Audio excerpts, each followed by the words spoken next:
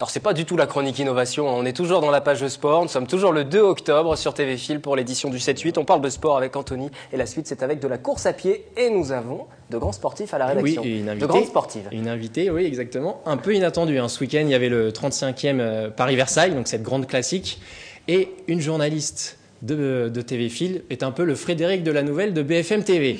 C'est Alice Gastine. Bonsoir Alice. Bonsoir Anthony. Frédéric de la Nouvelle qu'on avait reçu d'ailleurs, qui est des Yvelines, qu'on avait reçu sur ce plateau, oui. Effectivement lui aussi journaliste. Habitué des grands raids. Habitué des grands raids. Vous n'avez pas encore fait un grand raid, mais vous avez participé à cette édition. Et vous êtes accompagné de Monsieur Bussière, organisateur du Parcourir Montigny. C'est ça. Voilà la traditionnelle course qui va avoir lieu dimanche. L'événement de Montigny au mois d'octobre. On en parle dans un instant. Alors cette 35e édition du Paris-Versailles, édition relevée ou pas? Quel résumé? Édition plutôt relevée puisque le vainqueur est arrivé en quelques 47 minutes à une moyenne de 18, presque 20 à l'heure, le Kényan Zaoudé Tebalou. Un peu plus loin derrière, en 1h43, mais une belle heure 43, il y avait notre consoeur Alice. C'était votre première course à pied sur longue distance. Est-ce que vous avez le sentiment d'avoir fait une bonne course?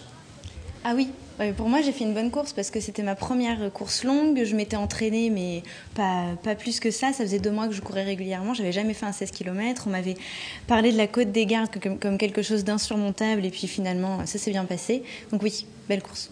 C'est difficile au milieu de 25 000. Vous étiez 25 000 sur cette course. 25 000, ouais. Ça motive ou au contraire, est-ce que ça inhibe un petit peu? Alors au début, c'est pas très motivant parce que tout le monde va vite. C'est sur les quais, en fait, ça commence sur les quais, donc tout le monde fonce. Et puis on se dit, bah non, en fait, il faut garder son rythme. Il faut pas se laisser en fait entraîner par tout le monde. Et puis finalement, c'est motivant dans les montées quand on double des gens. Et à l'arrivée, on a une belle médaille.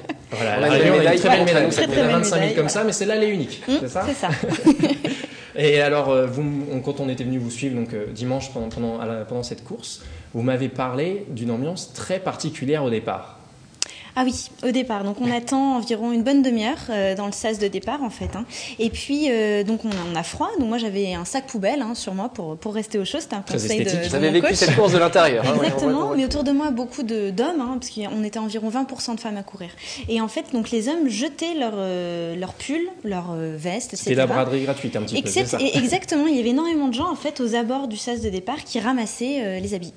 Voilà, c'était assez étonnant. Et alors, au cours de ces 16 km, le plus dur, c'est quoi? C'est de peut-être pas de surjouer, en fait, comme on dit souvent au foot ou dans d'autres sports, de ne pas courir trop vite au-dessus de ces temps de passage? C'est ça, exactement. Ce qui est bien, c'est que chaque kilomètre est indiqué. Donc voilà, on peut vite voir un petit peu à quelle cadence on va. Ne pas se laisser entraîner par les autres, comme je le disais, et puis s'écouter.